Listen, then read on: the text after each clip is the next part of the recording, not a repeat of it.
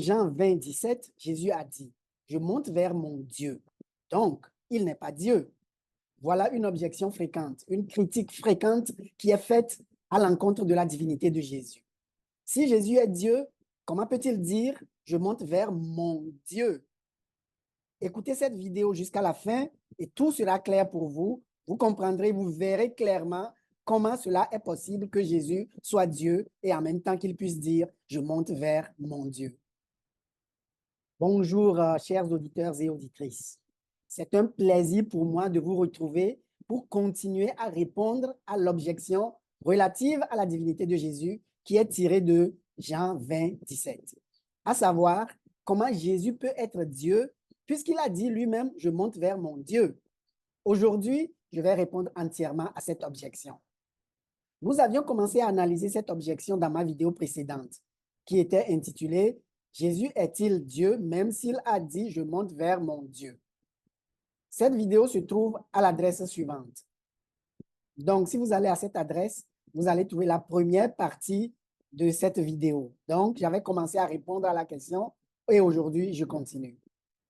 Ce serait bien d'aller écouter cette première partie si ce n'était pas déjà fait. Alors maintenant, lisons le verset. Mettons le verset devant nous et lisons-le. Jean 20, 17. Dans Jean 20, 17, il est écrit, « Jésus lui dit, il dit à qui? À Marie de Magdala. C'était après sa résurrection et Marie de Magdala était allée au tombeau. Donc Jésus lui dit, « Ne me retiens pas, car je ne suis pas encore monté vers mon Père, mais va trouver mes frères et dis-leur que je monte vers mon Père et votre Père, vers mon Dieu et votre Dieu. » Voilà le texte et comme je l'avais énoncé tout à l'heure, vous savez l'objection, la critique qui est faite à la divinité de Jésus à partir de ce verset. Pour illustrer la critique, écoutons cette conversation qu'il y a eu entre un musulman et une chrétienne. Jésus dit dans Jean 20, 17, « Je vais vers mon Dieu qui est votre Dieu. » Est-ce que c'est vrai? Si Jésus est Dieu, et il est Dieu, et je sais qu'il est Dieu, et je persiste qu'il est Dieu, et il restera Dieu jusqu'à moi, ma mort, il n'est pas venu sur la terre ici pour sauver tout le monde. Donc ce Dieu-là, quand tu le vois, quand on regarde, quand tu vois, quand il dit la parole de Dieu, la Bible, il parle toujours en parabole. Mais la question que tu as posée tout à l'heure, là, il a fait ça parce qu'il n'est pas venu pour sauver tout le monde. Mais il a fait ça, il a fait ça pour vous aveugler. Pour laquelle il a créé l'enfer, là. C'est pour eux qu'il parle en parabole. Pourquoi vous voulez qu'il soit clair dans ces trucs? Maman, je demande si c'est vrai ce qu'il a dit là. C'est vrai, oui, c'est vrai ce qu'il a dit. Il dit, je vais vers mon Dieu, c'est vrai. Oui, il a dit ça. Non, il est un Dieu. Non, c'est lui-même qui est le Dieu. C'est ça que dit, il a fait ça, il a parlé en parabole pour vous aveugler. Il a menti, mais il a dit la vérité. Quand il dit mon Dieu là, il m'a même dit la vérité. Jésus n'a jamais menti qu'il s'est retourné. Plusieurs musulmans considèrent ce verset de Jean 20, 17 comme un problème terrible pour les chrétiens qui croient à la divinité de Jésus. Tel qu'un autre musulman l'a dit un jour, toute personne qui a un Dieu n'est pas Dieu. N'est-ce pas? C'est fort, hein? Mais c'est convaincant. Toute personne qui a un Dieu n'est pas Dieu. Tu ne peux pas être une personne, tu as un Dieu et en même temps tu dises « je suis Dieu ». OK, mais attention, ça c'est vrai, sauf pour Jésus. Et je vais vous montrer pourquoi. Pourquoi cela ne s'applique pas à Jésus, lui. Pour plusieurs musulmans, le fait que Jésus ait dit « je monte vers mon Dieu » est comme une bombe atomique qui pulvérise sa divinité. Mais vous allez voir que ce verset ne pulvérise pas la divinité de Jésus, pas du tout. Donc, vous l'avez entendu tout à l'heure. OK. Le musulman a posé la question suivante. Jésus a dit, « Je vais vers mon Dieu qui est votre Dieu. » Est-ce que c'est vrai? Ma réponse à cette question est « Oui, c'est vrai. » Jésus monte vers son Dieu. La question suivante est alors, donc Jésus a un Dieu? Ma réponse est « Oui, Jésus a un Dieu. » La troisième question serait alors, donc il n'est pas Dieu? Et ma réponse est non, il est quand même Dieu. La dernière question serait alors, comment donc cela est-il possible? Comment cela est-il possible? Et c'est ce que nous allons voir dans la vidéo d'aujourd'hui.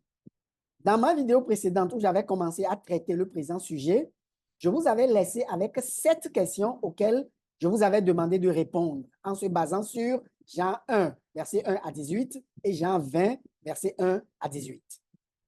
Voici comment je vais procéder aujourd'hui. Je vais d'abord donner les réponses aux questions. OK? Je vais d'abord donner les réponses aux 7 questions ainsi que la conclusion qui en découle, c'est-à-dire la réponse à la critique qui est formulée, la réponse à l'objection. Comment Jésus peut être Dieu et dire « je monte vers mon Dieu ». Et une fois que j'aurai donné les réponses et la conclusion, je vais revenir maintenant et reprendre les questions une à une et prouver que ces réponses viennent de la Bible, que ces réponses sont bibliques et qu'elles viennent des textes bibliques que je vous avais demandé de lire. Donc, premièrement, voici les réponses aux questions. Première question. Est-ce que Jésus existait avant de venir dans le monde? C'est-à-dire, est-ce qu'il existait au ciel avant de naître sur terre ou bien sa naissance dans ce monde est le moment où il a commencé à exister? OK? La réponse est Jésus existait avant de venir dans le monde. OK? Il existait au ciel avant de naître sur terre. Deuxième question. Si Jésus existait au ciel avant de naître dans ce monde, lorsqu'il était au ciel, est-ce qu'il avait une nature humaine, angélique ou divine? C'est-à-dire, est-ce qu'il était un humain, il avait une nature humaine, ou est-ce qu'il était un ange, auquel cas il aurait une nature angélique, ou est-ce qu'il avait une nature divine? La réponse, c'est que Jésus avait une nature divine. Quand il était au ciel avant de naître dans le monde, il avait une nature divine. Question 3. Bibliquement parlant, que signifie la phrase « Jésus est Dieu » ? OK. La phrase « Jésus est Dieu », selon la Bible, et particulièrement selon Jean chapitre 1, veut dire que Jésus a la nature divine. OK? C'est ici que beaucoup de personnes se trompent. OK? Cette phrase « Jésus est Dieu » signifie que Jésus a la nature divine. Ça ne signifie pas qu'il y a une personne qui est Dieu, comme un individu qui est Dieu, et Jésus est cet individu-là. Ce n'est pas comme ça que Jean présente le texte. OK? La façon dont Jean présente le texte, c'est comme dire, OK, Marc est homme. Si je vous dis Jésus est Dieu ou que Marc est homme, qu'est-ce que ça veut dire Marc est homme? Marc est homme veut dire que Marc est un homme. Marc a la nature humaine. Donc, c'est comme ça que Jean parle quand il dit, quand nous disons que Jésus est Dieu, ou dans Jean 1, quand il dit, au commencement était la parole était avec Dieu, la parole était Dieu. OK? Cette phrase, la parole était Dieu, ou Jésus était Dieu, veut dire Jésus avait la nature divine. Jésus était un être divin. D'accord? Donc, il faut bien retenir ça. Je vais le prouver tout à l'heure, plus tard, quand je vais reprendre cette question, mais la réponse, c'est ça. La phrase « Jésus est Dieu » ne signifie pas qu'il y a un individu assis quelque part qui est unique et qui s'appelle Dieu et que Jésus est cette personne-là. Non. Tout ce que ça veut dire, c'est que Jésus est de nature divine. OK? Comme Marc est de nature humaine, quand je dis Marc est homme, de même si je dis Jésus est Dieu, ça veut dire Jésus a la nature divine. Question 4. Est-ce que Dieu le Père et Dieu le Fils sont deux personnes distinctes ou bien c'est la même personne sous deux formes différentes ou la même personne sous deux titres différents? La réponse, c'est que Dieu le Père et Dieu le Fils sont deux personnes distinctes. Ce sont deux personnes séparées, bien différentes l'une de l'autre. Mais la même divinité. Bon, ça, on va y revenir tout à l'heure. Question 5. Lorsque Jésus est né dans ce monde, est-ce qu'il avait véritablement une nature humaine? La réponse est oui, il avait véritablement une nature humaine. Question 6. Lorsqu'il était sur la terre, s'il avait véritablement une nature humaine, est-ce que Jésus avait alors perdu sa nature d'avant-incarnation, c'est-à-dire sa nature avant de venir dans le monde? OK? Donc, si Jésus lorsqu'il était sur la terre, avait véritablement une nature humaine, est-ce qu'il a perdu la nature divine qu'il avait avant de venir dans le monde? OK? C'est ça la question. Et la réponse est non, il n'a pas perdu cette nature divine-là. Il n'a pas perdu sa nature qu'il avait au ciel avant de venir dans le monde. Donc, sur la terre, quand il est devenu un homme, il avait alors la nature divine et la nature humaine. Les deux natures. Il avait une nature divine avant de venir dans le monde, mais quand il a pris un corps humain, quand il est devenu un homme, il a pris une nature humaine aussi, mais sans perdre la nature divine. Question 7. Est-ce que chaque être humain a un Dieu? La réponse est oui. Chaque être humain a un Dieu parce que chaque être humain a un créateur. Si tu as un créateur, ton créateur est automatiquement ton Dieu. Il est le Dieu qui t'a fait. S'il a réussi à te créer, il est ton Dieu. Il est un Dieu. Le Dieu qui t'a créé est ton Dieu, que tu le reconnaisses ou non. Donc, chaque être humain ayant été créé a alors un Dieu. Puisque chaque être humain a été créé, alors chaque être humain a un Dieu.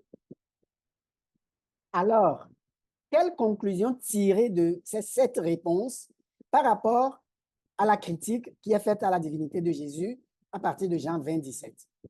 Quelle devrait être notre conclusion? Que pourrons-nous répondre à la critique ou à l'objection qui dit que Jésus n'est pas Dieu parce qu'il a dit « je monte vers mon Dieu ». OK. En fait, on peut dire qu'il y a 2 éléments fondamentaux sur lesquels la critique est bâtie. OK? L'objection est bâtie sur 2 éléments fondamentaux. Le premier élément, c'est que quand Jésus dit « je monte vers mon Dieu », il monte vers quelqu'un d'autre. Donc, il ne peut pas être cette personne-là. OK?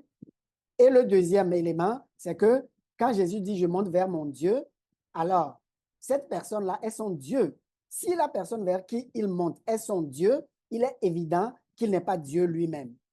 Bon, mais avec les 7 réponses que nous avons données, nous voyons très bien qu'il n'y a pas de problème, il n'y a pas de contradiction. OK? Par rapport au premier élément, Jésus dit « je monte vers quelqu'un d'autre ».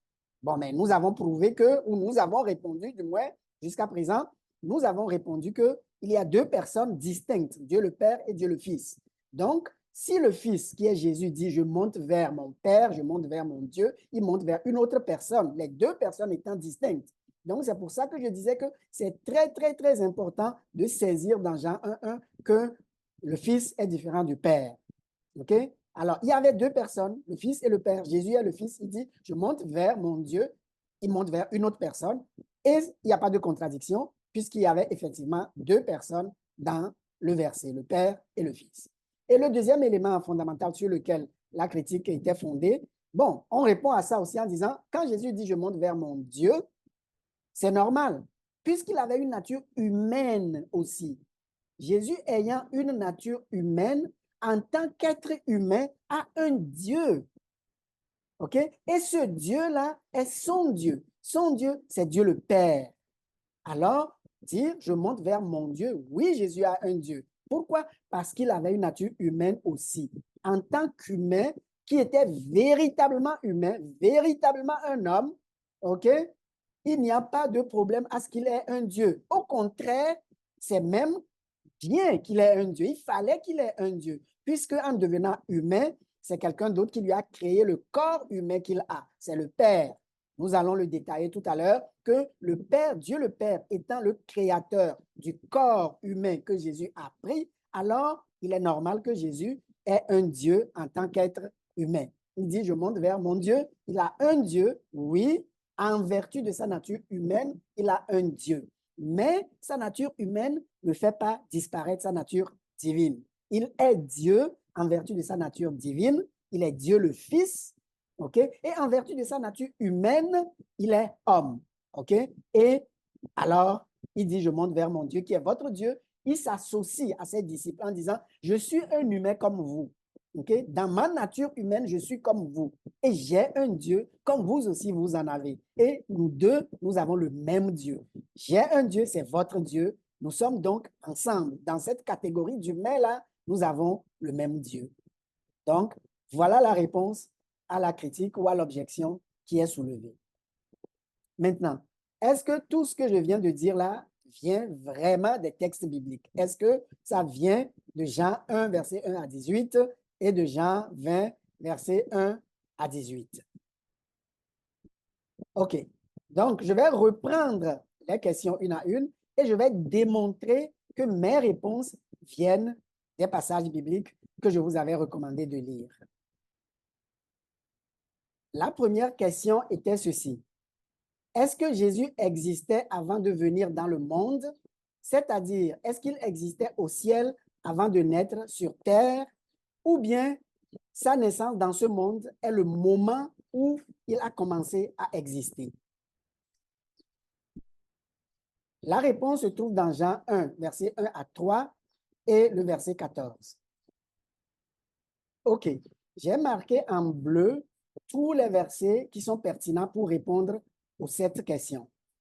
Alors, lisons les versets 1 à 3 et ensuite le verset 14 pour répondre à la première question. Ça dit, au commencement, la parole existait déjà.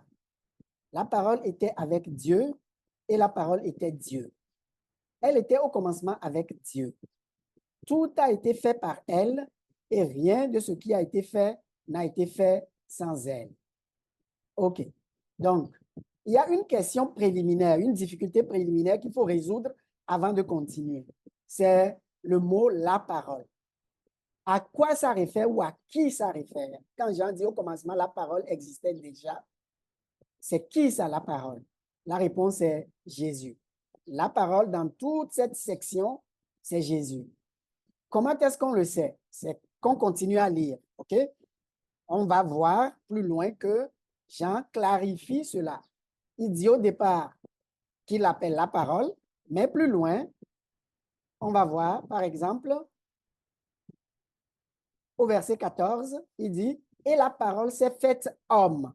Elle a habité parmi nous, pleine de grâce et de vérité. » Alors, on comprend que, bon, il vient maintenant nous expliquer c'est qui la parole, c'est Jésus, puisqu'il nous dit que cette parole dont il parle s'est faite homme, s'est faite chair. Donc, on sait que c'est Jésus qui est devenu un homme dans tout l'évangile de Jean. Quand on le lit, on sait que c'est de Jésus qu'il s'agit. De Jésus qui était uniquement avec une nature divine, comme fils de Dieu, et qui est venu dans le monde. Donc, qui a pris un corps humain. Alors, la parole s'est faite homme, c'est Jésus qui s'est fait homme. Et donc, ici, la parole réfère à Jésus. OK? Et il continuerait en disant, OK, elle a habité parmi nous. La parole a habité parmi nous. Il parle bien évidemment de Jésus, pleine de grâce et de vérité. Et nous avons contemplé sa gloire, une gloire comme quoi? Comme celle du Fils unique venu du Père. Alors, ça ne peut pas être plus clair que ça, que c'est de Jésus qu'il parle, en disant que c'est lui le Fils unique venu du Père.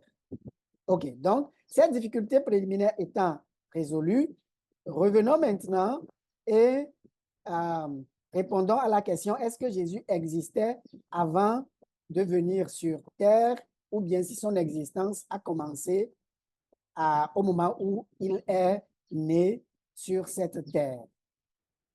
Dans Jean 1, verset 1, on voit déjà qu'il nous dit qu'au commencement, Jésus existait déjà. Il existait au commencement de la création. Donc, il existait avant de venir sur terre. Mais il poursuit. Il nous dit la parole était avec Dieu et la parole était Dieu. Donc, si Jésus existait au commencement, qu'il était avec Dieu, et ici c'est Dieu le Père, puisqu'on le voit plus loin quand il dit que nous avons contemplé sa gloire, une gloire comme celle du Fils unique venu du Père. Alors, on voit l'association, on voit la paire, OK? Les deux éléments qui sont dans le verset 1, qui sont la parole et Dieu. Il le clarifie plus loin en disant que la parole, c'est le Fils et Dieu dont je parle ici, c'est le Père. Okay? C'est pour ça que le verset plus loin que j'avais lu, il dit que nous avons contemplé sa gloire, le verset 14, une gloire comme celle du Fils unique venu de qui? Du Père. Alors, nous pouvons faire l'association, une association, une correspondance entre le verset 1 et le verset 14. La parole représente le Fils et la parole qui était avec Dieu, ce Dieu ici représente donc le Père. Le Père de qui le Fils est venu et donc et qui a reflété cette gloire-là, la gloire, une gloire comme celle du Fils unique venu du Père. Donc, Jésus était avec le Père, avec Dieu le Père, et il était au commencement avec Dieu. Il était là au commencement de toutes choses. OK? Et comme si ce n'était pas assez suffisant, il enfonce le clou en disant que tout a été fait par elle. Donc, si tout a été créé par Jésus, c'est bien clair que Jésus existait avant de venir dans le monde. OK? Jésus existait bel et bien, puisqu'il a tout créé, et il dit rien de ce qui a été fait n'a été fait sans elle. Ça a été fait sans la parole, donc n'a été fait sans Jésus. D'accord. Complétons cela par le verset 14. Il nous dit, et la parole s'est faite homme. Alors, si Jésus s'est fait homme, encore là, c'est une preuve qu'il existait avant de venir dans le monde, puisqu'il était la parole, il était Jésus, puis il s'est fait homme, il est devenu homme. OK? Et il a habité parmi nous. OK? La parole a habité parmi nous, pleine de grâce et de vérité. Et nous avons contemplé sa gloire, une gloire comme celle du Fils unique venu du Père. Le Fils unique existait donc bel et bien avant de venir, et il est venu du Père. Donc, pour cette première question, il n'y a pas de doute possible que Jésus existait pleinement et véritablement, bel et bien, avant de venir sur la terre, avant de naître comme un être humain, il existait déjà.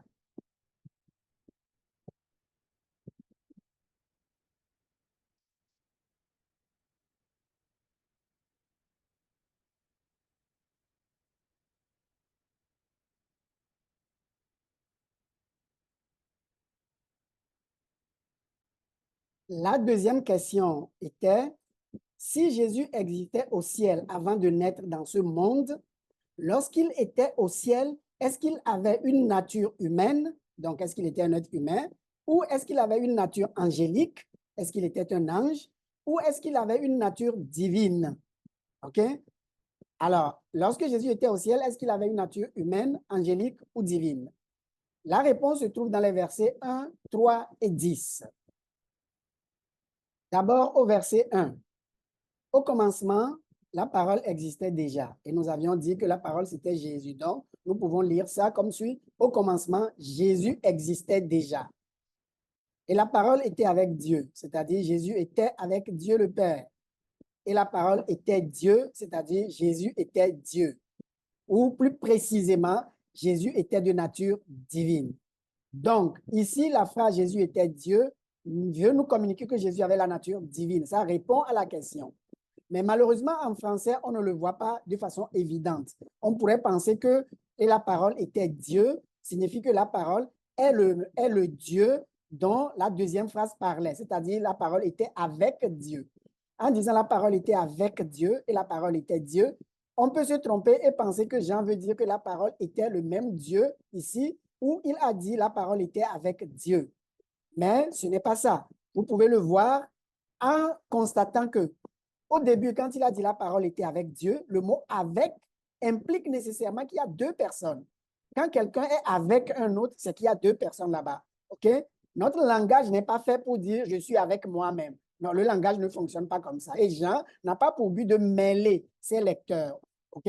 De semer la confusion dans la tête de ses lecteurs. Non, il veut être clair. Donc, quand il dit la parole était avec Dieu, il voulait consciemment montrer que la parole était différente de Dieu. Et les deux ici n'étaient pas la même personne.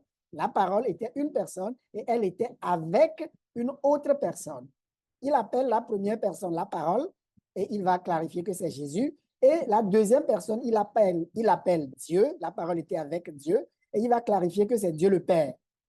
Donc, la parole était avec Dieu le Père et la parole était Dieu. Ça ne peut pas être la parole. Jésus était le Dieu le Père. Puisqu'il disait que Jésus était avec Dieu le Père, il ne peut pas continuer à dire maintenant et Jésus était Dieu le Père. Il ne peut pas être avec le Père et être le Père.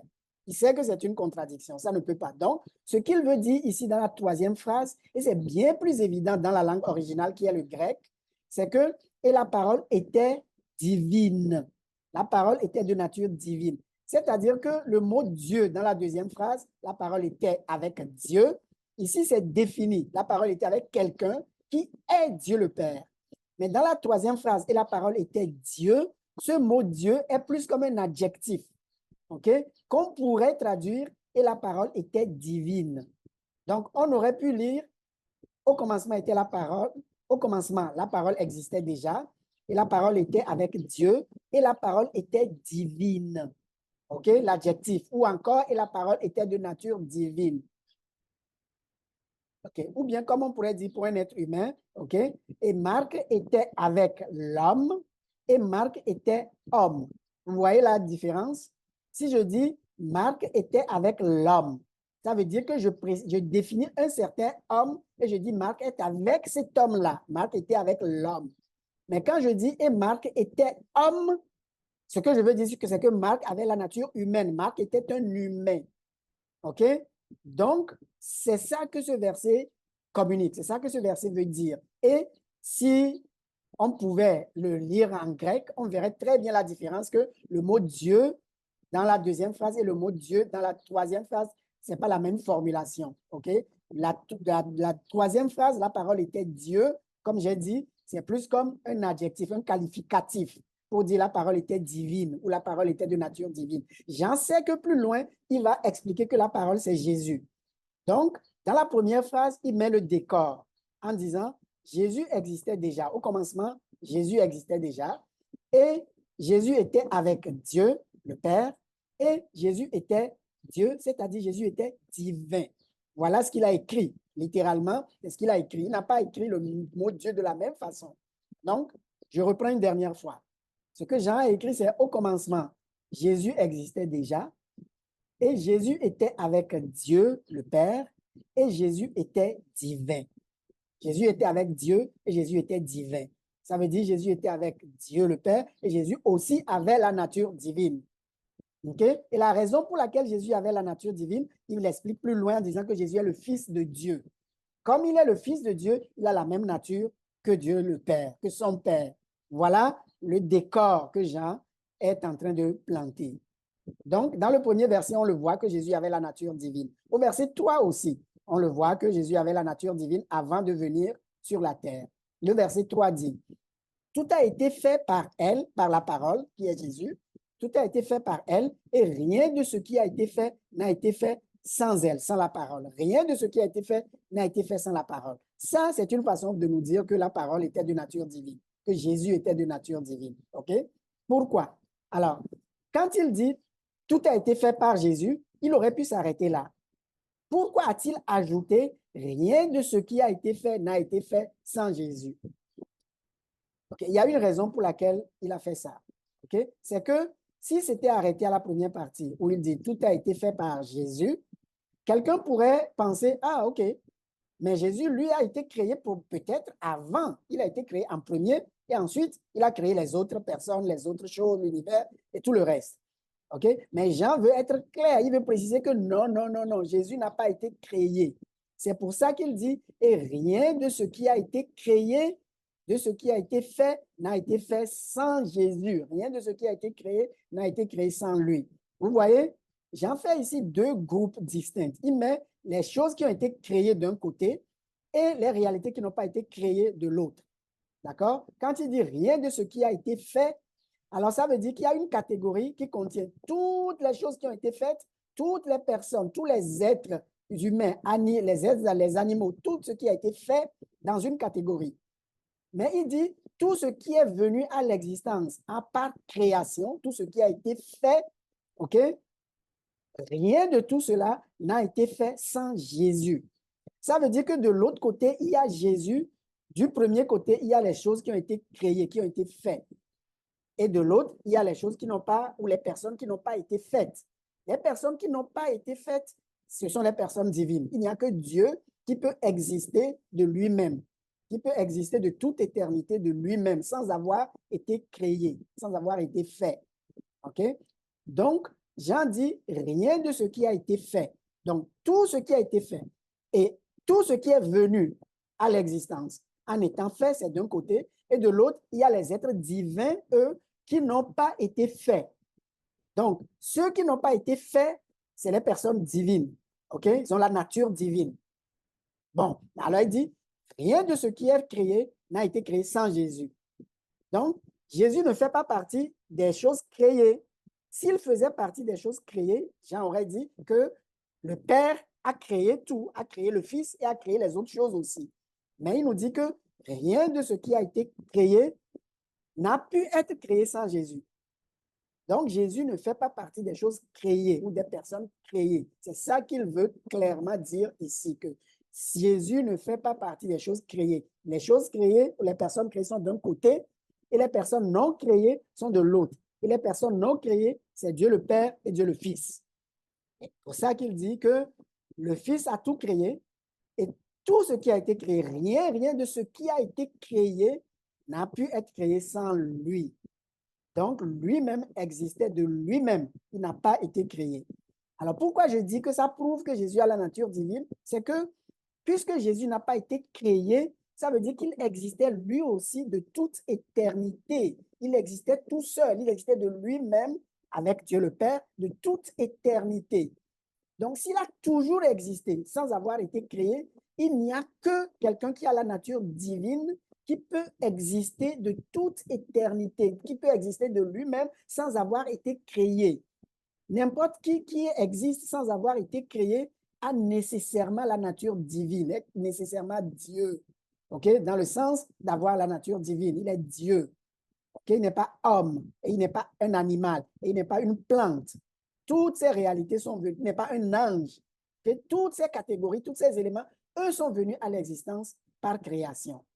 Jésus n'a pas été créé, prouve que Jésus avait la nature divine. Voilà le point du verset 3. Okay?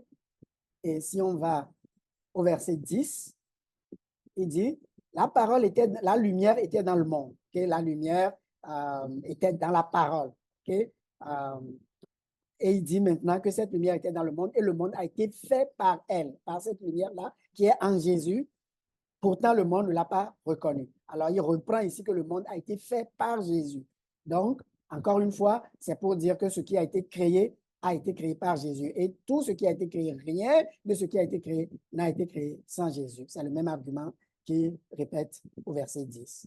Donc, voilà les versets qui permettent de répondre à la question numéro 2, à savoir, est-ce que Jésus existait avant de venir dans le monde ou bien son existence a commencé par sa naissance dans ce monde? Et la réponse est que Jésus existait avant de venir dans le monde. Et en plus, et plus que ça, c'est lui qui a créé le monde. C'est lui qui a créé tout ce qui a été créé. Mais avant d'aller à la prochaine question, j'ai oublié le verset 14. OK? Dans ce verset-là aussi, on a un élément qui atteste que Jésus avait la nature divine. Regardons-le. Alors, le verset 14 dit, « Et la parole s'est faite homme, elle a habité parmi nous, pleine de grâce et de vérité. » Donc, Jésus s'est fait homme, il a habité parmi nous, pleine de grâce et de vérité. Et nous avons contemplé sa gloire, une gloire comme celle du Fils unique venu du Père. Alors, qu'est-ce qu'il y a ici qui prouve que Jésus avait la nature divine? OK? C'est la section où il dit une gloire comme celle du Fils unique venu du Père. Jean nous communique ici que Jésus était le Fils unique du Père. Et il s'attend à ce que nous comprenions que s'il est Fils unique du Père, s'il est Fils du Père, ça veut dire qu'il a la même nature que le Père. S'il a la même nature que le Père, il a la nature divine alors, puisque le Père a la nature divine. Le Père, c'est Dieu le Père. Okay? Par définition, il a la nature divine. Alors, ici, il nous dit qu'il est venu comme Fils du Père. Et pas n'importe quel Fils, Fils unique du Père. Et j'ouvre une parenthèse ici pour ajouter que certaines personnes essaient de dire que, OK, Jésus est fils du Père, Jésus est fils de Dieu, mais ça ne fait pas de lui un être, une personne avec une nature divine, parce qu'il y a d'autres personnes dans la Bible qui sont aussi appelées des fils de Dieu. Comme Adam est appelé fils de Dieu, mais personne ne dit qu'il a la nature divine, que c'est la même chose pour Jésus. Non, c'est pour ça justement que Jean a dit que Jésus est fils unique. Ça ne dit nulle part que Adam est fils unique du Père ou que les chrétiens sont fils, ou un chrétien est un fils unique du Père. D'accord?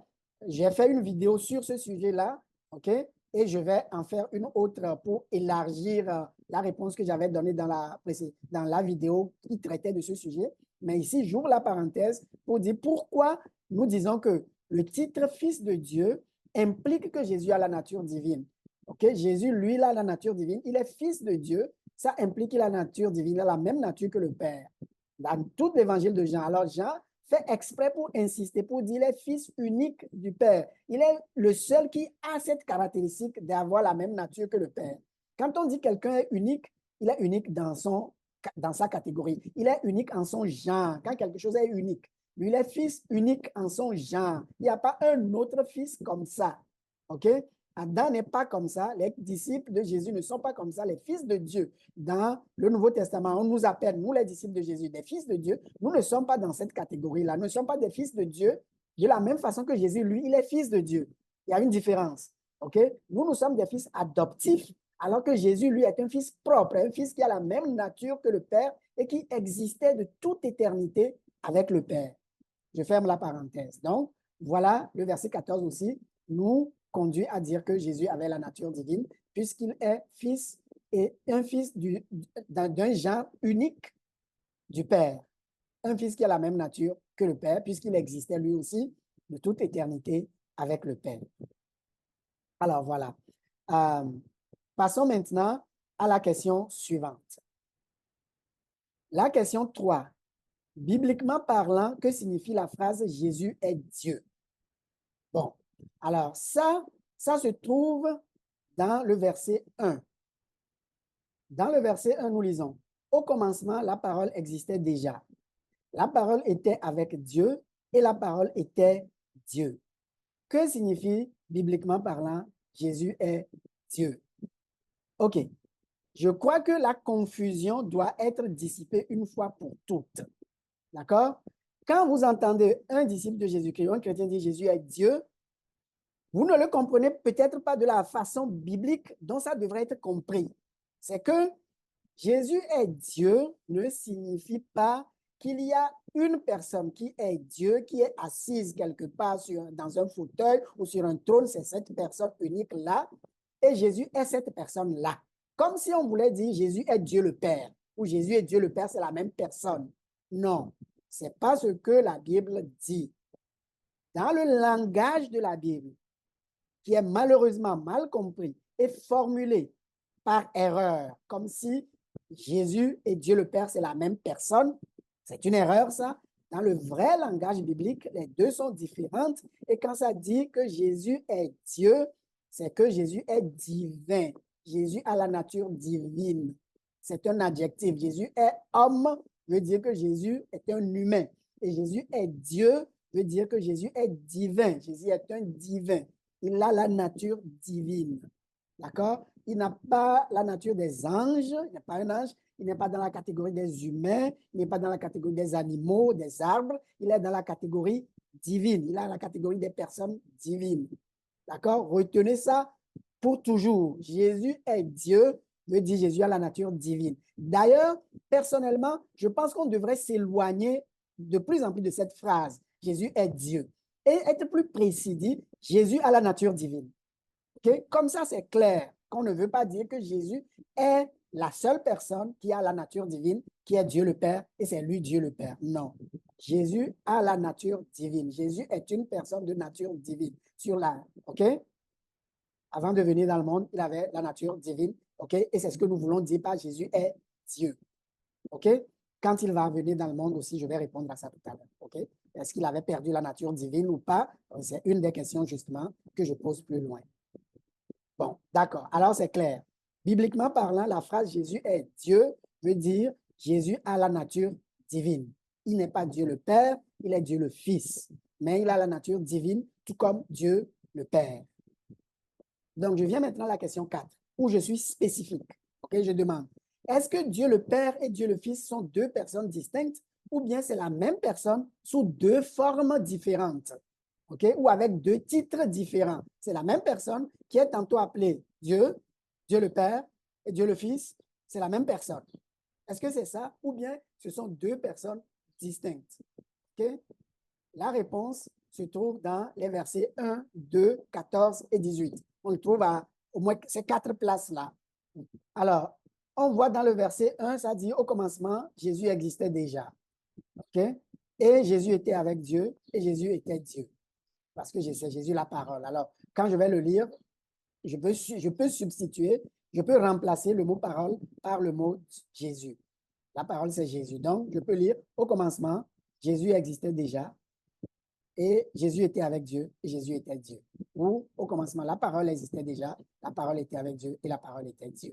Alors, est-ce que c'est deux personnes ou la même personne? C'est deux personnes. OK? N'essayons pas d'aller lire entre les lignes. Lisons ce qui est écrit. Ça dit, la parole était avec Dieu. Jésus était avec Dieu. Il est avec quelqu'un. Donc, ce sont deux personnes distinctes. OK? Et comme j'avais dit que la parole, c'est Jésus, on le voit plus loin quand ça dit la parole est devenue homme. OK?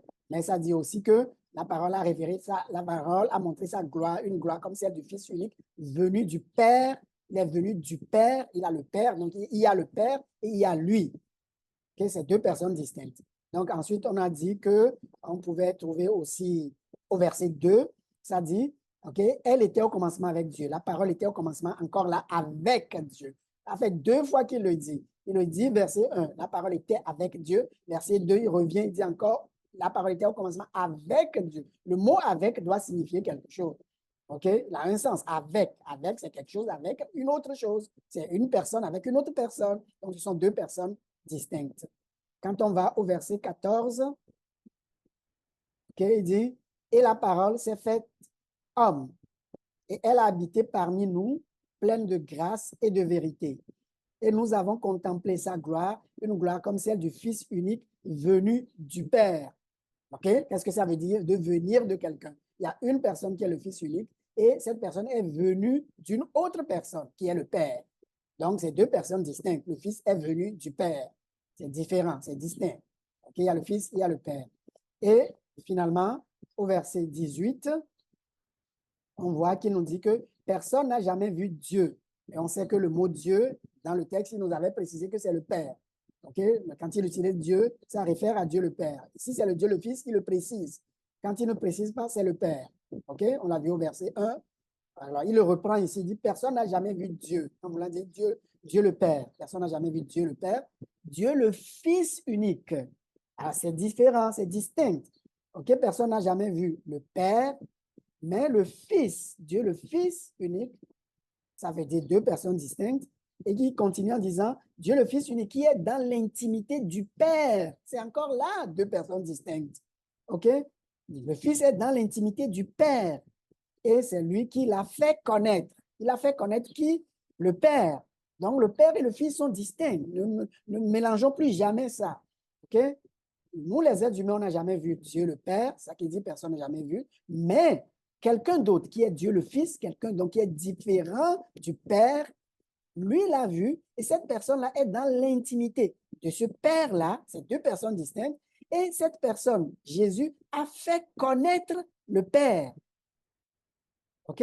Donc, ça, c'est béton. C'est vraiment solide, ce que Jean veut communiquer. Il n'y a pas moyen de sortir de ce passage, Jean 1 à 18, et de dire que c'est la même personne, le Père et le Fils. Non, il n'y a vraiment pas moyen. OK. Alors, ce sont deux personnes distinctes. Le Père est distinct du Fils, le Fils est distinct du Père. Question 5. Lorsque Jésus est né dans ce monde, est-ce qu'il avait véritablement une nature humaine? Okay? Est-ce qu'il avait véritablement une nature humaine? La réponse se trouve dans Jean 1, 14 et Jean 20, 17. Okay. Dans Jean 1, 14, nous lisons « Et la parole s'est faite homme. » OK? Qu'est-ce que Jean veut dire? La parole s'est faite homme. Jésus s'est fait homme. S'il s'est fait homme, est-ce qu'il avait une nature humaine? Oui. S'il s'est fait homme, c'est parce qu'il a pris une nature humaine. Il est devenu un homme, donc il avait des pieds, des mains, des yeux physiques, des oreilles. Il avait faim, il avait froid, ainsi de suite. Il s'est fait homme, donc il était véritablement un humain. Jean veut être clair que quand ils l'ont vu, ce Jésus-là, ils l'ont vraiment vu comme un être humain. Ils l'ont touché, ils ont parlé avec lui, ils ont mangé avec lui. Ils l'ont entendu parler comme un être humain. Ils l'ont vu dans le jardin de Gethsémane quand il agonisait dans la prière. Ils l'ont vu, il était un être humain. La parole s'est faite homme, veut dire que la parole, c'est véritablement ça veut dire que la parole était véritablement un être humain. La parole a pris véritablement une nature humaine et elle habitait parmi nous. OK. Donc, ça, c'est la première place. Et l'autre place, c'est Jean 20, 17. On lit.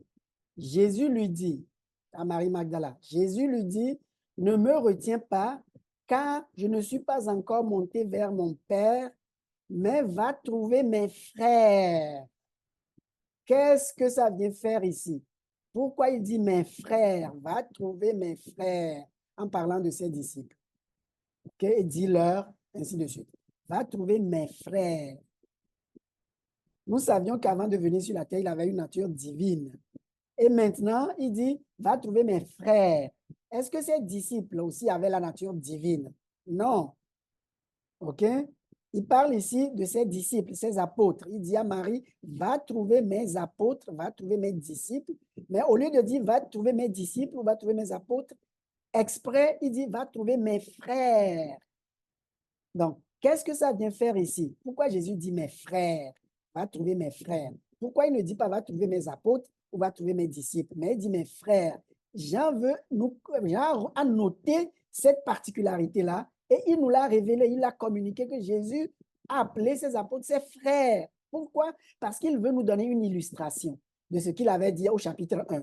Quand il avait dit que la parole s'est fait homme ou la parole est devenue homme, là, ici, il nous l'illustre. Il donne une illustration en disant, voilà pourquoi Jésus appelle ses apôtres ses frères. Il s'associe à eux dans leur humanité. Il se fait homme, un humain. Il leur dit, vous êtes des humains, je suis un humain comme vous êtes mes frères. Sur le plan humain, nous sommes maintenant des frères. Sur le plan divin, moi, j'ai une nature divine. OK, ça demeure. Mais sur le plan humain, j'ai une nature humaine aussi. Et sur ce plan-là, vous êtes mes frères. Donc, quand vous lisez ça, quand ça dit, va trouver mes frères, ça nous communique que Jésus avait une nature humaine. Il avait véritablement une nature humaine en vertu de laquelle il appelle ses apôtres ses frères. Il appelle ses disciples ses frères. Donc, la réponse, c'est que oui, lorsque Jésus est né dans ce monde, il avait véritablement une nature humaine. Question 6. Lorsque Jésus était sur la terre, s'il avait véritablement une nature humaine, est-ce qu'il avait alors perdu sa nature divine qu'il avait avant de venir sur terre? OK? Lisons quelques versets pour trouver la réponse. D'abord, le verset 12. Ensuite, le verset 14. OK? Et nous verrons après le verset 18. Et nous irons un petit peu au-delà du texte que j'avais donné dans les versets 33 et 34. Au verset 12. Mais à tous ceux qui l'ont accepté, pour ceux qui ont accepté Jésus ou la parole, mais à tous ceux qui l'ont accepté, à ceux qui croient en son nom, elle a donné le droit de devenir enfants de Dieu. À tous ceux qui ont accepté Jésus, à ceux qui croient en son nom, Jésus donne le droit de devenir enfant de Dieu. Qui peut donner le droit de devenir un enfant de Dieu? Un humain peut faire ça? Est-ce que les gens qui n'ont que la nature humaine peuvent donner le droit de devenir enfant de Dieu? Est-ce que les anges ont le droit de donner le droit à un humain de devenir enfant de Dieu? La réponse est non. Un humain ne peut pas donner le droit de devenir enfant de Dieu. Un ange non plus ne peut pas.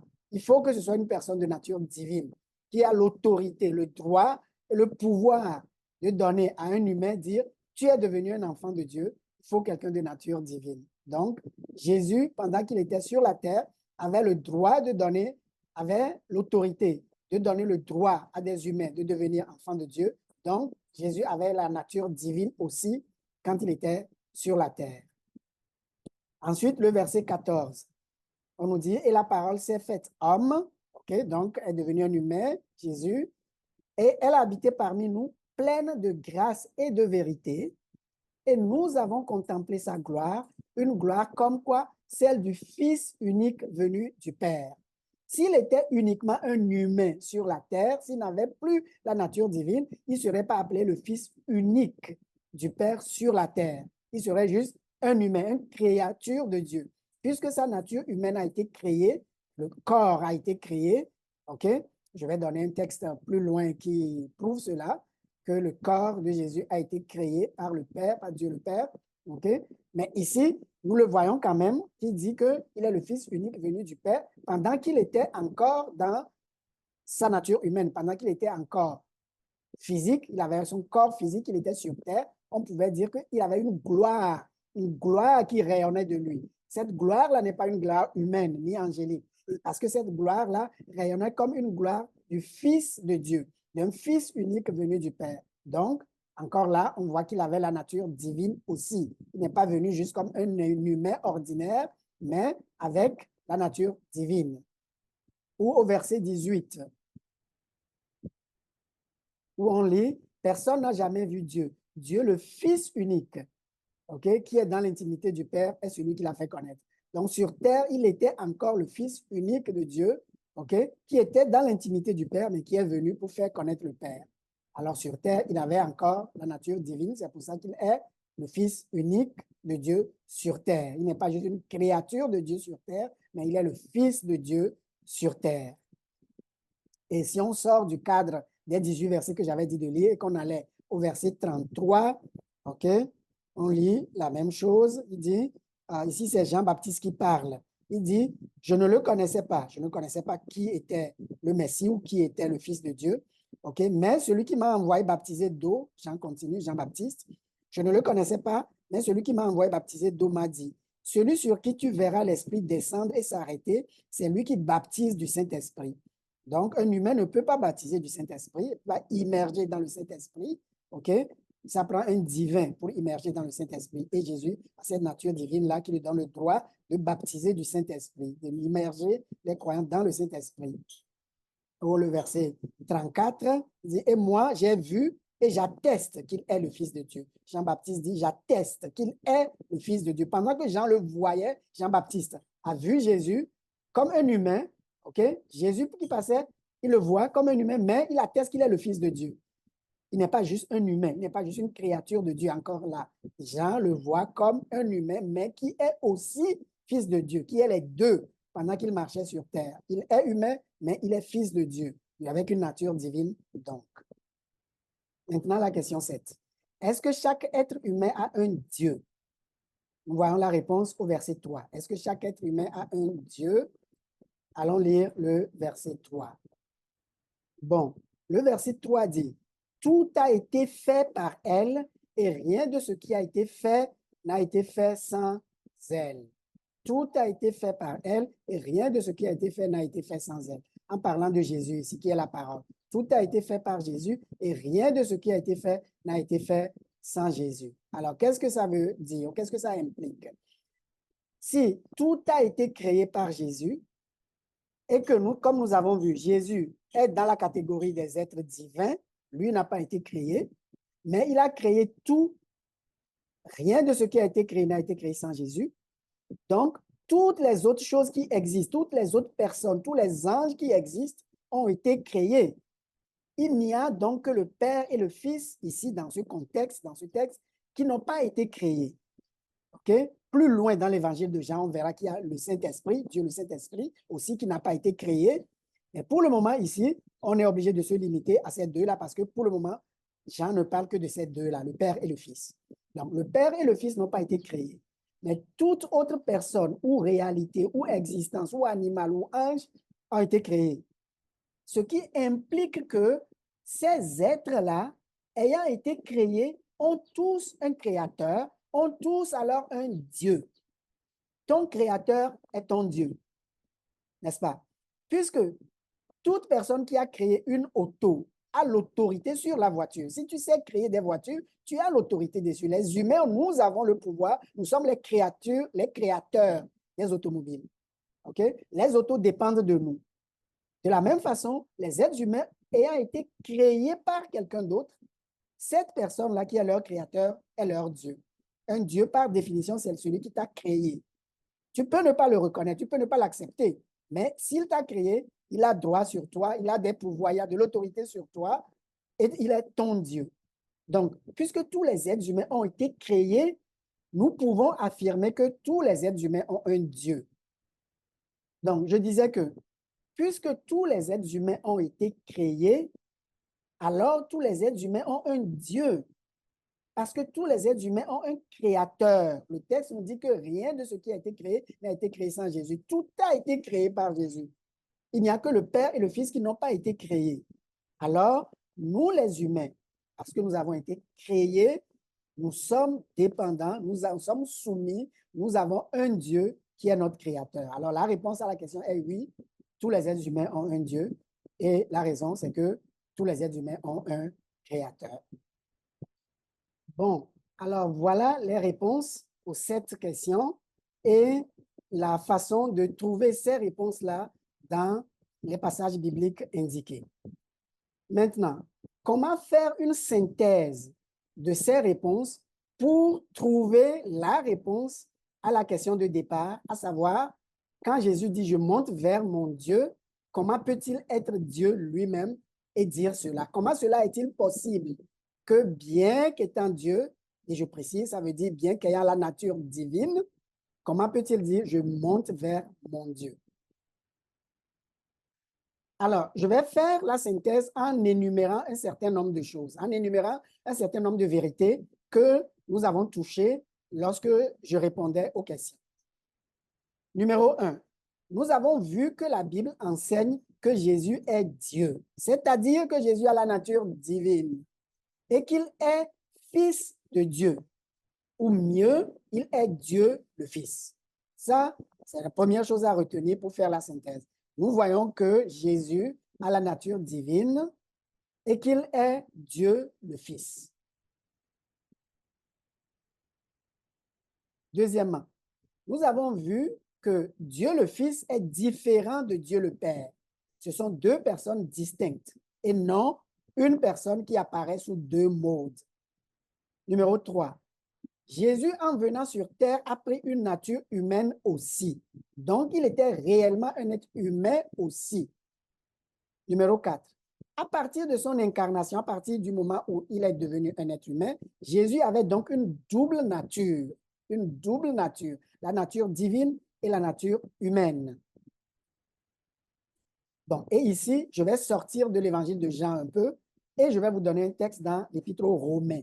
OK? Et avec ce texte, vous allez voir que le principe selon lequel Jésus avait une double nature n'est pas enseigné seulement dans Jean, mais je vous avais limité à Jean. Ce n'est pas qu'il n'y a pas d'autres textes ailleurs. Alors, je vous donne celui-ci comme maintenant, comme complément. OK? Vous lirez Romains chapitre 1, verset 1 à 4. Romains chapitre 1, verset 1 à 4. Voici ce que ça dit. De la part de Paul, serviteur de Jésus-Christ, appelé à être apôtre et mis à part pour annoncer l'évangile de Dieu. Donc, c'est comme ça que Paul introduit son épître aux Romains. Et il continue. Cet évangile, Dieu l'avait promis auparavant par ses prophètes dans les Saintes Écritures. Cet évangile concerne son Fils, le Fils de Dieu donc. Cet évangile concerne son Fils qui, en tant qu'homme, est né de la descendance de David et qui, du point de vue de l'Esprit Saint, a été déclaré Fils de Dieu avec puissance par sa résurrection. Jésus-Christ, notre Seigneur. Et reprenons à partir du verset 3. Il dit, l'Évangile concerne son Fils qui, en tant qu'homme, est né de la descendance de David. Donc, sur le plan humain, Jésus est né de la descendance de David. Jésus est considéré comme le fils de David, mais il nous dit que ça, c'est sur la dimension humaine, sur le plan humain ou en tant qu'homme ou par rapport à sa nature humaine, il est né de la descendance de David. Mais qui, au verset 4, qui, du point de vue de l'Esprit Saint, ce Fils a été déclaré Fils de Dieu avec puissance par sa résurrection. Et c'est Jésus-Christ notre Seigneur. Donc, dans le verset 4, là, il continue, il nous donne la deuxième nature de Jésus, qui est en fait la première qu'il avait avant de devenir un être humain. Mais il a inversé l'ordre. Okay? L'important, c'est qu'il veut nous communiquer qu'il a les deux natures. Il commence avec la nature humaine, dit, sur le plan humain, il est de la descendance de David, mais sur le plan spirituel, il dit, qui du point de vue de l'Esprit Saint, donc sur le plan spirituel, il a été prouvé, il a été démontré, il a été déclaré, il a été révélé comme fils de Dieu avec puissance. Il était fils de Dieu, mais il a été révélé, montré ainsi comme fils de Dieu avec puissance. Comment? Par sa résurrection. Donc, ça a été prouvé par sa résurrection qu'il était fils de Dieu. Donc, il était sans péché. C'est pour ça que la mort ne pouvait pas le retenir. Et ça prouve qu'il était fils de Dieu. Et cette personne-là, c'est Jésus-Christ, notre Seigneur. Donc, voilà un verset qui réunit les deux natures de Jésus-Christ. À part l'évangile de Jean, on le retrouve ici côte à côte, où Paul nous dit très bien que Jésus était fils de Dieu, il avait la nature humaine, il avait la nature divine, mais sur le plan humain, il est né de la descendance de David. Donc, il avait une nature humaine aussi comme descendant de David. OK, ça c'était mon 4e élément de synthèse. Mon 5e élément, c'est que puisque tout être humain a un créateur, alors tout être humain a un Dieu. C'est-à-dire son créateur est automatiquement Dieu sur sa vie, qu'il le reconnaisse ou non. Jésus, s'étant fait homme, a lui aussi un créateur, OK? Pour ce qui est de son humanité. Il a un créateur, et s'il a un créateur, alors il a un Dieu. Ce Dieu, c'est son Père, OK? Et ici, je vais citer un autre texte en dehors de Jean, c'est Hébreux 10, 5, OK? Hébreux 10, 5, où il est écrit, c'est pourquoi en Hébreux 10, 5, où il est écrit, c'est pourquoi, en entrant dans le monde, Christ dit, tu n'as voulu ni sacrifice ni offrande, mais tu m'as formé un corps. Tu n'as voulu ni sacrifice ni offrande, mais tu m'as formé un corps. Et c'est Christ qui dit ça. Je reprends le verset Hébreux 10, 5. C'est pourquoi, en entrant dans le monde, Christ dit, tu n'as voulu ni sacrifice ni offrande, mais tu m'as formé un corps. C'est Jésus qui parle au Père, à Dieu le Père. Il dit que le Père n'a voulu ni sacrifice ni offrande, mais le Père lui a formé un corps. Donc, Dieu le Père a créé ce corps-là, il a formé ce corps. Sur le plan humain, Jésus a été créé, le corps de Jésus a été créé. Sur le plan spirituel, il existait de toute éternité comme fils de Dieu, OK? Donc, quelqu'un qui avait la nature divine. Mais au moment de prendre une nature humaine, le Père lui a formé un corps. Donc, si le Père a formé un corps au Fils, alors le Fils a un Dieu en tant qu'humain. D'accord? OK. 6e élément. Quand Jésus a dit « je monte vers mon Dieu », cela fait du sens qu'il monte vers quelqu'un d'autre que lui-même, puisque nous avons dit qu'il y avait deux personnes en jeu, le Père et le Fils. Donc, il n'y a pas de contradiction, il n'y a rien de flou que Jésus dise « je monte vers quelqu'un d'autre, je monte vers mon Dieu qui est quelqu'un d'autre que moi ». Il monte vers Dieu le Père. OK, le point numéro 7. Quand Jésus a dit « je monte vers mon Dieu », cela ne contredit pas sa divinité, puisqu'il parlait en vertu de sa nature humaine. OK? Étant aussi un humain, il est normal qu'il ait un Dieu. D'accord? Ce verset n'est pas problématique du tout.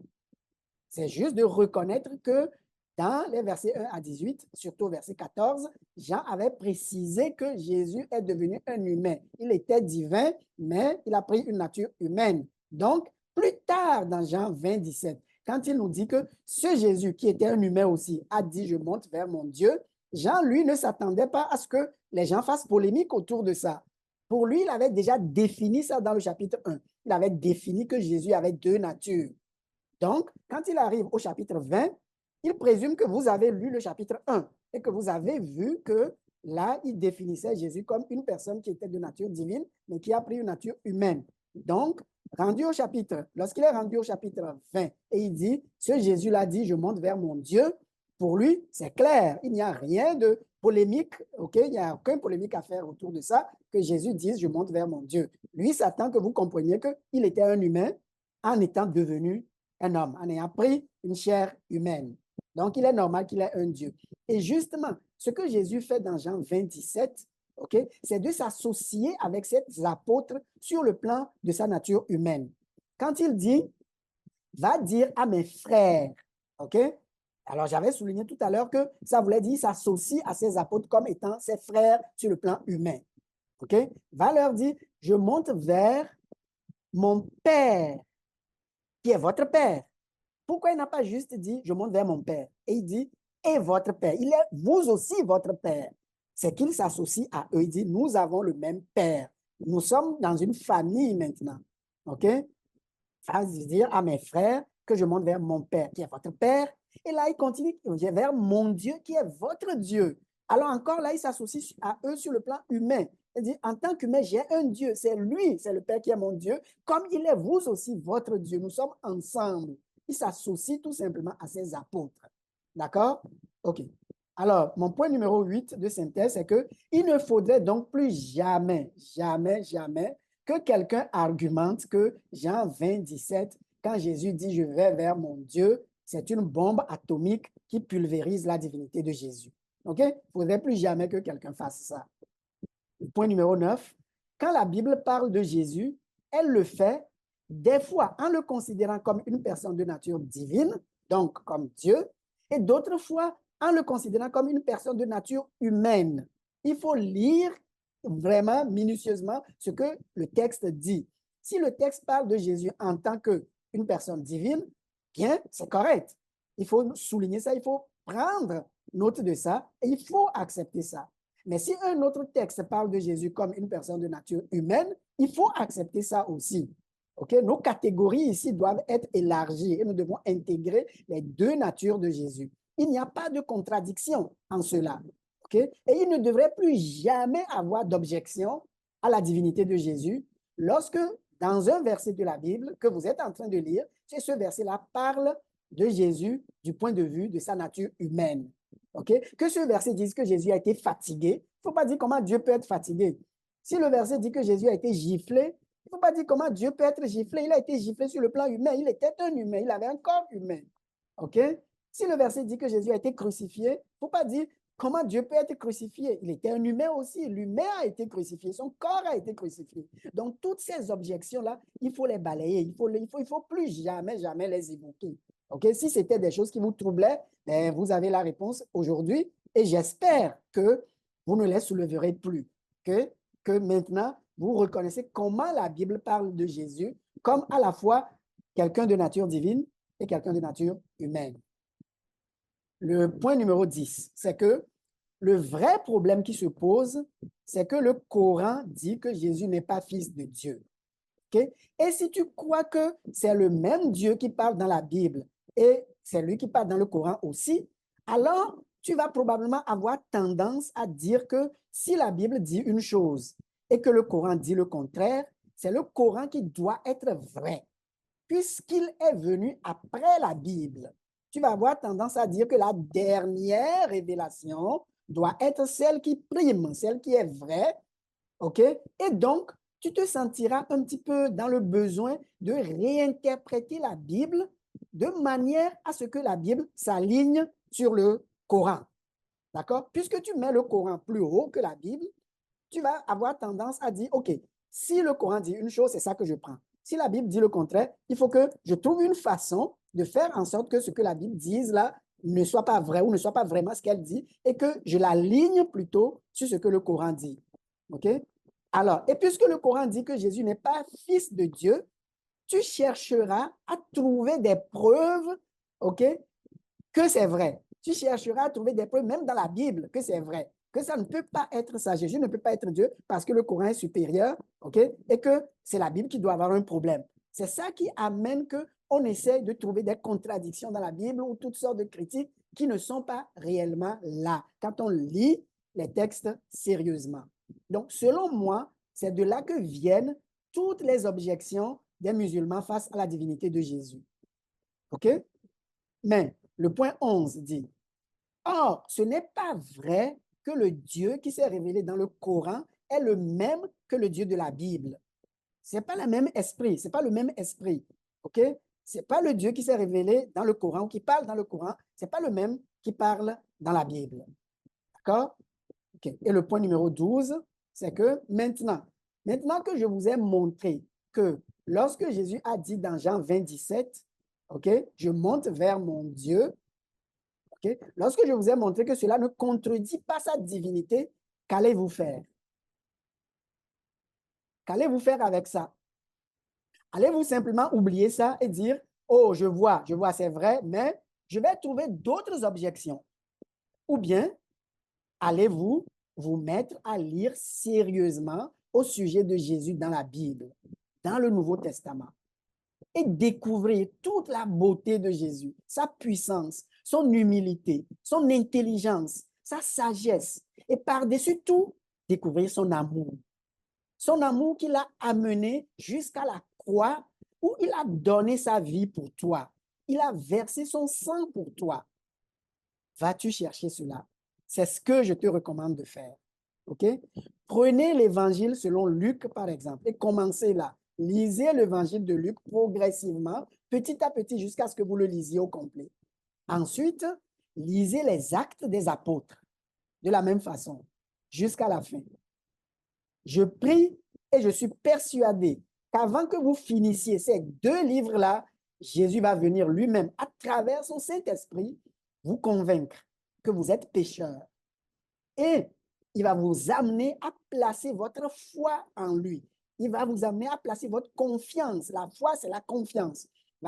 Il va vous amener à placer votre confiance dans la mort de Jésus comme étant le sacrifice offert pour vos péchés. Et si vous faites cela, c'est-à-dire si vous confessez à Jésus que vous reconnaissez que vous êtes pécheur et vous lui dites qu'à partir d'aujourd'hui, vous allez placer votre confiance en lui comme votre sauveur, comme votre Seigneur, comme votre trésor, donc comme votre sauveur, Seigneur et trésor, alors vous êtes sauvé. Alors vous êtes déclaré juste par Dieu. OK? Vous serez justifié. Dieu va vous considérer comme une personne parfaitement juste, une personne qui n'a jamais péché, parce qu'il va pardonner votre péché, puisque vous mettez votre confiance en Jésus comme quelqu'un qui est déjà mort pour vos péchés, quelqu'un qui a payé pour vos péchés, qui a payé la pénalité que vos péchés méritaient.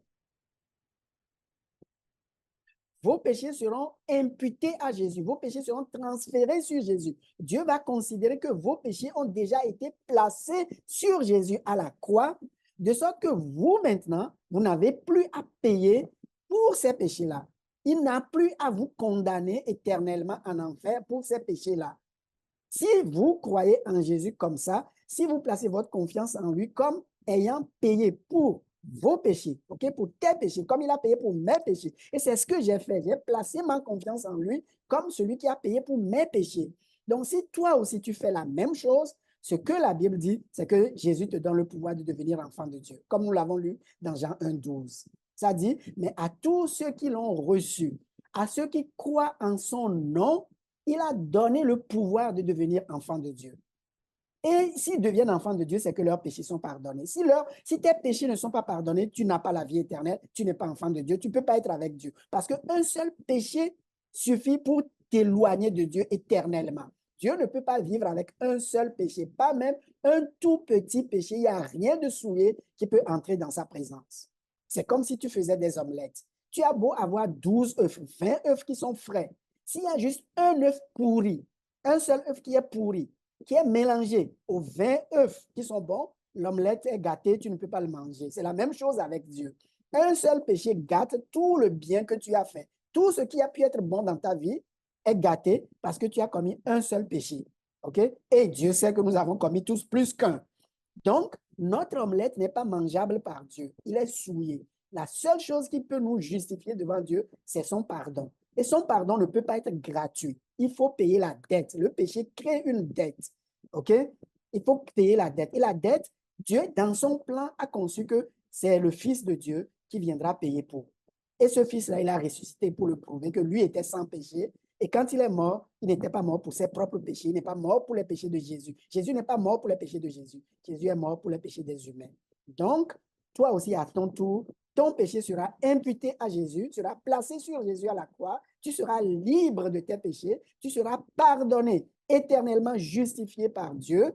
Et tu deviendras un enfant de Dieu. Comme il a dit, tous ceux qui l'ont reçu, ceux qui croient en son nom, il a donné le pouvoir de devenir enfant de Dieu. Et ceux-là sont aussi des fils de Dieu, des filles de Dieu, mais des fils adoptifs et des filles adoptives de Dieu. Nous devenons fils de Dieu, non pas comme Jésus, lui, il est fils éternel de Dieu, mais nous devenons fils de Dieu par association à Jésus, par jumelage avec Jésus, et nous sommes des fils adoptifs. mais nous savons quand même pleinement les droits de fils. C'est pour ça que Jésus pouvait dire, va dire à mes frères. Donc toi aussi, tu deviendras un frère de Jésus. Il va dire à mes frères, je monte vers mon Père qui est votre Père et vers mon Dieu qui est votre Dieu. Donc toi aussi, ce Père-là, ce Dieu le Père sera ton Père et ce Dieu deviendra ton Dieu dans tous les sens. OK? Dans les vrais sens, il deviendra ton protecteur, ton défenseur, ton avocat, ton roi, ton maître, ton tout. OK? Et ça, tu peux le faire aujourd'hui. Vous pouvez le faire aujourd'hui. Dans une prière, dites à Dieu, je suis pécheur, j'ai péché contre toi, je me repens de mes péchés et je te demande de me pardonner. À partir d'aujourd'hui, je place ma confiance en Jésus-Christ comme celui qui est mort pour moi et qui est ressuscité le troisième jour. À partir d'aujourd'hui, Jésus est mon sauveur et mon Seigneur et mon trésor. Amen. Si vous avez aimé cette vidéo, n'oubliez pas de la partager autour de vous. Elle peut être utile à d'autres personnes aussi. Vous pouvez également vous abonner à cette chaîne YouTube. Vous pouvez souscrire à cette chaîne YouTube, OK, afin d'être avisé par YouTube lorsque de nouvelles vidéos seront produites. Alors, cliquez sur l'inscription « Souscrire » pour souscrire à cette chaîne et activez le symbole de cloche. OK? Si vous n'activez pas le symbole de cloche, vous ne recevrez pas la notification. Je serai également ravi d'avoir de vos nouvelles. Donc, sentez-vous libre de communiquer avec moi par WhatsApp au plus 2 2 9 4 5 9 1 9 8 7 5 ou par email à l'adresse ladivinitédejésus@gmail.com. Okay? La divinité de Jésus, tout en un mot collé, la divinité de Jésus en un mot, @gmail.com. Ou par le chat, okay? Dans la boîte de chat qui est en dessous de cette vidéo. Alors, au revoir et à la prochaine vidéo. D'ici là, que l'Éternel vous couvre de sa grâce, sa paix et sa joie.